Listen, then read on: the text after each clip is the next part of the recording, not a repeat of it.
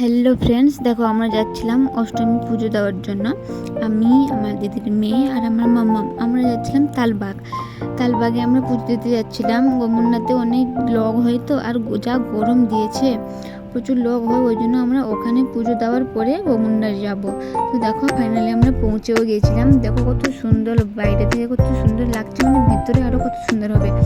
ওই জন্য দেখো আমরা ভিতরে যেতে, দেখো কোনো লোক নেই, দু চারটে লোক ছিলেন, ওনারা দাঁড়িয়েছিলেন পুষ্পাঞ্জলি দেওয়ার জন্য। আর ওখানে ঠাকুরটা দেখো কত সুন্দর। তারপরে ওখানে আমাদের ফল কাটা হচ্ছিল, তারপরে আমরা পুষ্পাঞ্জলি দিয়ে ঘরে যাব দাঁড়িয়েছিলাম।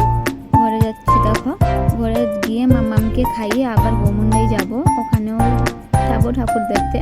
ওই জন্য দেখো গোমুন্ডাতে কত লোক, এত গরমে এত লোক। দেখো ওখানে ভোগ লাগানো হচ্ছিল।